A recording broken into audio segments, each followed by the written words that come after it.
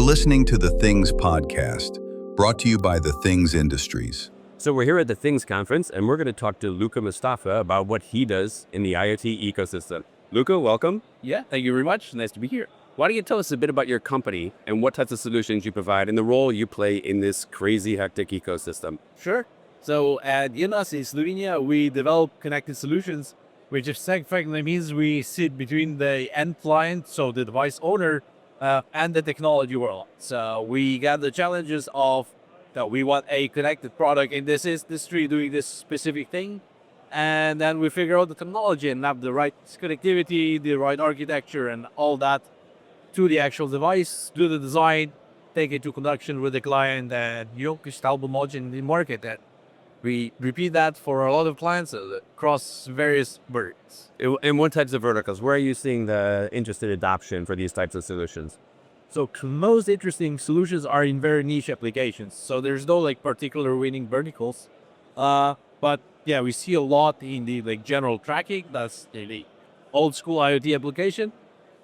We see a lot of in the agriculture's farm animal tracking. Oh yeah.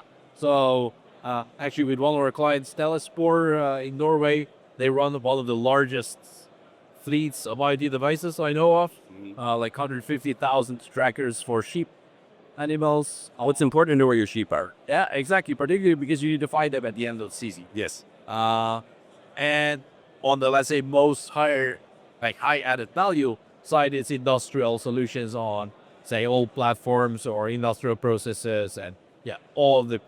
So you see, we're to be quite flexible because, and I think someone said earlier in the event, there's 10,000 different use cases for IoT. And my first thought was, that's an understatement. You could probably find 10,000 use cases in a specific vertical and then apply that across every vertical. Yes. So, and you guys do a lot of different things. You don't just do LoRa, you also do NB-IoT or LTE-M.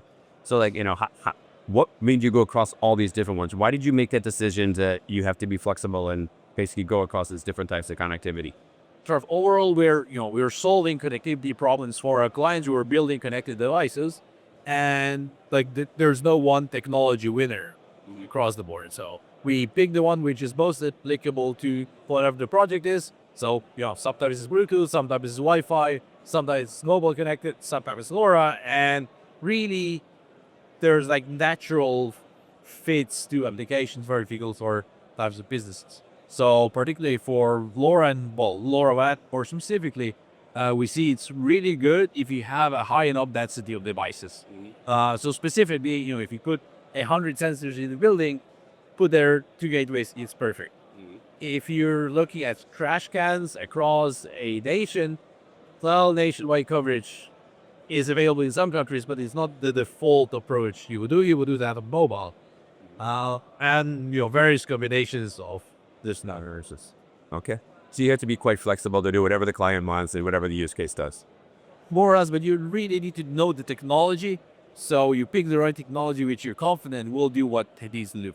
Now, you've been looking at IoT for many years now. How have you seen the market evolve? What are the good things that you've seen along the way? So the market, as always, starts with a hype, this is going to solve. But we're really good at hype. We are hype. But also the hype is good when it's a motivator to develop technology. So early years, it's fine. Yeah, let's do this, let's try this, all that.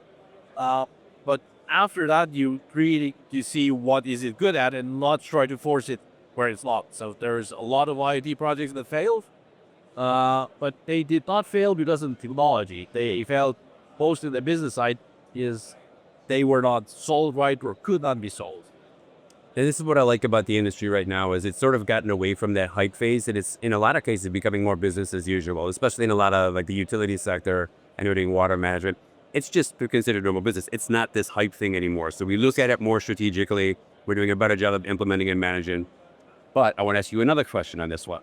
If you look at it today and there is one thing you could change about the industry to make it grow faster, what would that be? So the major change I would like to do is remove all the business barriers between various technology providers, because we're still kind of in the world where there's a lot of different chips with a lot of different technologies, and at the hardware level there's a radio, there's a processor, there's an interface, and we could have a lot less different radio hardware with supporting a lot more connectivity technologies and being agnostic on the device technologies. My prediction is in, let's say, 10 years or so, we will be buying the IoT connectivity modules, which use software load or refigure whatever protocol you need. Yeah, which would be great because it simplify everything, and then Exactly. And then the same hardware works with whatever the client has. So manifesting. so when you look forward like that and you see that we can then connect it, well, how do you think IoT is going to take off? I mean, do you think we're going to go deeper into like all verticals, or are you going to see certain industries really driving the way? Well, I expect there will be more and more niche use cases within those verticals which will actually excel.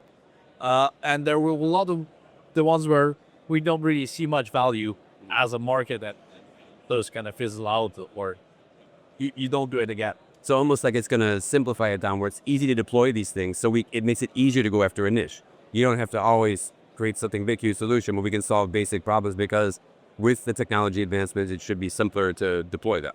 Sure. But I wouldn't argue that how hard it is to deploy is not the main bottleneck. The whole thing, it's always, does it have enough added value for the application? Okay.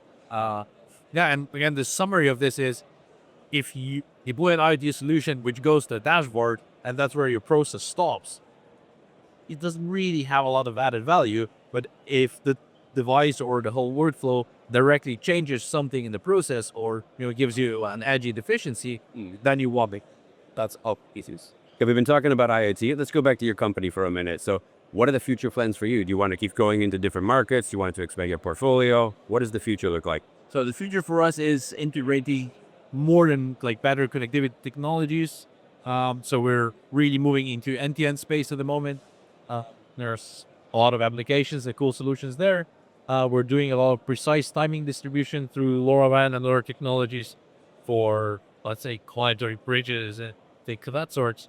So pretty exciting. Ooh, I want to talk to you about that bridge one after this. So one last question about this. We're at the Things Conference. It's a different type of an event right now because it is not just the LoRa guys anymore. It's a much wider community. What's the most exciting thing that you've seen at the event? So predicting the exciting thing is that a lot of people are interconnected. So it's not a show where there's independent companies with no cross-linking, but each does their own niche part in partnership with a lot of others. So it's way more open ecosystem that you see in other industries. And you've been at the events before. What do you think about this one? How has it changed over the years? Oh, it's a lot busier. There's a lot more industry level activity.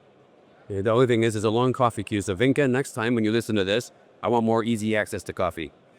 Indeed, that would be nice. Excellent. Luka, thank you very much for joining us today, and I wish you a great day and enjoy the rest of the event. Yeah, thank you very much. Thank you. I appreciate it. Cheers.